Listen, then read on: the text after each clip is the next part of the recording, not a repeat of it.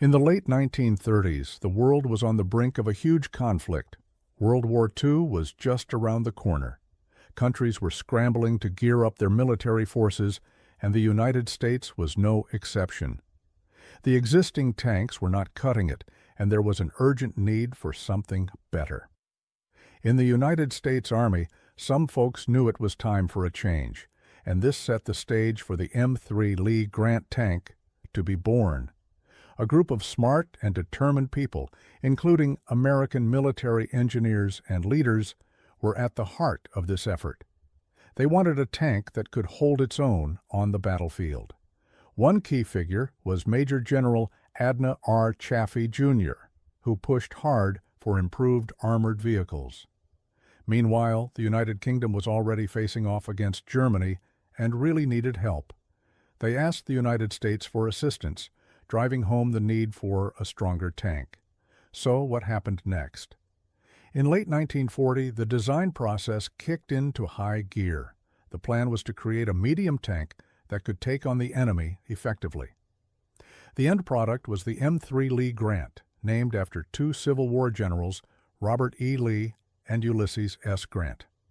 The United States created two versions, one with a single turret called the Grant, mostly used by the United Kingdom, and the Lee with a double turret used by the United States. Now let's get into the technical stuff. The M3 Lee Grant had some cool features for its time. It had a 75mm gun mounted on the side and a smaller 37mm gun on top. This gave it the ability to hit targets both near and far. Its armor was pretty thick for protection, but made it a heavy machine, weighing over 27 tons. But building and using these tanks wasn't all smooth sailing. There were challenges, like getting the balance between firepower and mobility just right. And because it was put together quickly, there were some design flaws, like a high profile, that made it more visible to enemy forces. Despite these issues, the M3 Lee Grant played a crucial role on the battlefield. It was used by Allied forces in the North Africa campaign and helped push back the Germans. So why should this matter to us today? The M3 Lee Grant shows how innovation and collaboration can turn urgent needs into real solutions. It reminds us of the importance of adapting quickly and working together to overcome challenges, something that remains true in many areas beyond warfare. In 1940, during World War II, the world was in chaos.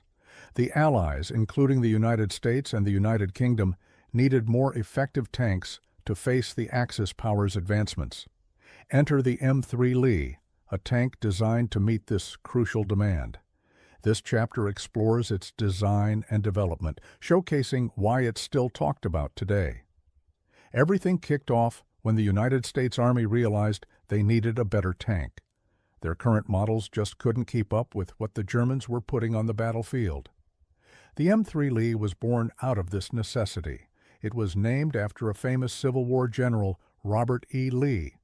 The design was unique for its time, featuring a combination of a large 75mm gun mounted on the side of the hull and a smaller 37mm gun in a rotating turret on top. Key people made this tank happen. The United States War Department and the American Locomotive Company, among others, played major roles. Engineers worked tirelessly, combining speed with firepower to create a tank that would turn the tide of battle. The M3's design was not only practical, but also a bit unusual. By placing the bigger gun on the side, designers could rush production without waiting for a new turret, which was a smart move given the time constraints. Now, the tank did face some problems. For starters, its height made it an easy target on the battlefield. Also, the different placements of the guns meant crew coordination had to improve. But these challenges didn't stop the engineers. They used existing parts to speed up production, which was crucial for getting the tanks to Europe faster. Eventually, the M3 Lee was shipped overseas where British forces used it in North Africa. Soldiers liked how easily it could crush barriers and its ability to fire while moving, a game changer back then. Yet, as the war progressed, tanks evolved, and the M3 Lee was eventually replaced by more advanced models. Even though it was soon replaced, the M3 Lee helped fill a gap at a critical time. It taught engineers valuable lessons about tank design and production speed. Today, its story reminds us of how quick thinking and engineering know-how can make a real difference in pressing times. In the early 1940s, the world stood engulfed in the chaos of World War II. The Allies were searching for better tanks to face the growing threat from German forces.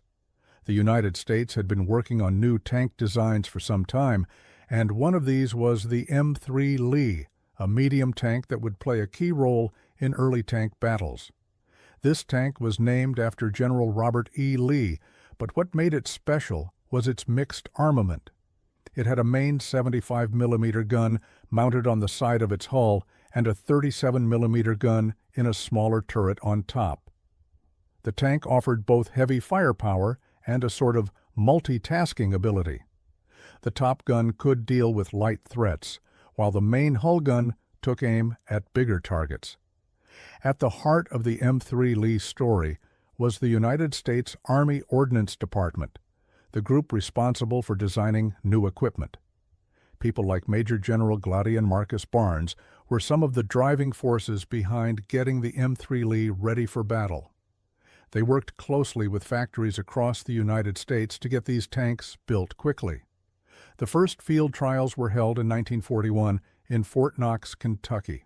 Soldiers had to learn how to handle the tank's unique twin-gun design and practice using both guns together. This was no easy task. The crew needed to work as a team, learning how each member's role connected to the others. Communication was crucial, but not everything went smoothly. Some soldiers noticed that having the main gun on the side made it hard to hit targets on hilly terrain. When the tank turned, accuracy wasn't always great. The positioning also made the silhouette of the tank tall, which could turn it into an easy target. Plus, managing two guns with limited crew space was a real challenge. Despite these issues, the M3 Lee got into action in North Africa in 1942. It offered valuable support in battles like those at Gazala in North Africa, helping the British Eighth Army slow down the German advance. Though it was soon replaced by the more advanced M4 Sherman tank, the M3 Lee proved that American industry could adapt quickly. We care about the M3 Lee today because it marks a turning point in tank design and production. It showed how different countries could work together under pressure, mixing ideas to face tough challenges during a crucial time in history. In the early 1940s, World War II was raging across the globe. The Allies needed more powerful tanks to fight against the German forces, which was when the M3 Lee Grant tank came into play. Named after American Civil War generals, this tank was developed by the United States to help boost the strength of the military, especially in North Africa. Key figures like General George Patton were involved in the planning and use of these tanks. Patton was known for his aggressive tactics and believed in taking swift and decisive action. As the Allies focused their efforts in North Africa, these tanks were pushed to the front lines. So, what made the M3 Lee Grant stand out? The tank had a unique design with two guns, a large 75mm gun mounted on the side of the tank and a smaller 37mm gun on top. This dual-gun setup allowed the M3 to target enemies more effectively. Despite this advantage, the tank had some problems. Its size made it a big target, and it was not well armored compared to newer German tanks like the Panzer IV. As these tanks moved into battle, there were other challenges. The harsh desert environment of North Africa was tough on both the soldiers and the equipment. Sand would clog up the tank's machinery, and the extreme temperatures tested the limits of both man and machine. Despite these struggles, the M3 Lee Grant tanks played a crucial role in key battles, like the Battle of El Alamein in 1942. Here, British forces, with help from American equipment, began to push back against the German forces led by General Rommel, known as the Desert Fox. This marked a turning point, showing that the Allies could stand up to the German advance. The impact of the M3 Lee Grant may not be as famous as some other tanks, but it was vital in its time.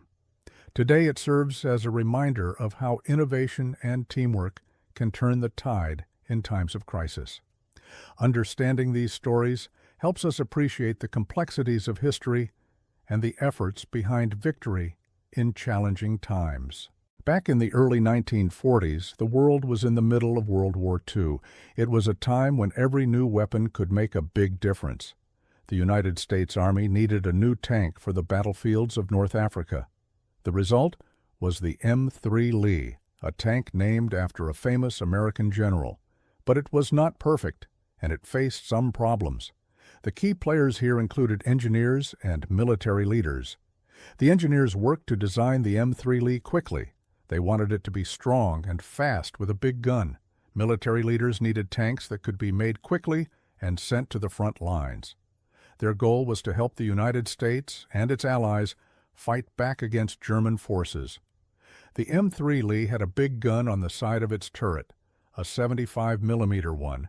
It was also topped with a smaller turret sporting a 37mm gun. This two-turret design made it look unique, but also awkward. The tank's design was a way to fit more firepower into the vehicle. They hoped this would help it take on enemy tanks and fortifications. As the M3 Lee rolled into battle, problems started to show. The high profile of the tank made it easy for enemies to spot and target. It was like trying to hide an elephant in a room. The side-mounted main gun could not rotate fully, which was an issue in fast battles. It was like trying to change a TV channel without a remote. The tank was also heavy, making it hard to maneuver in rough terrain like deserts. Combat showed these drawbacks clearly. The high profile made the M3 Lee too visible. The lack of a fully rotating gun meant it struggled in direct face-offs with enemy tanks. Troops found it tricky to operate in rough landscapes where they really needed better mobility and a lower profile. But even with these challenges, the M3 Lee was important. It gave the United States and United Kingdom forces the chance to hit back hard in North Africa. Its guns were powerful, and with good tactics, it could still be effective. The lessons learned from the M3 Lee would guide the design of future tanks. Today, the story of the M3 Lee matters because it shows how important quick thinking and adaptability are in war. Mistakes and challenges teach valuable lessons, just like they did back then. Studying this tank gives us insight into how technology and strategy work together in tough situations. In the early 1940s, the world was a mess. World War II had countries like the United States and the United Kingdom searching for new ways to stay ahead. In this backdrop, the M3 Lee, also known as the M3 Grant, was developed.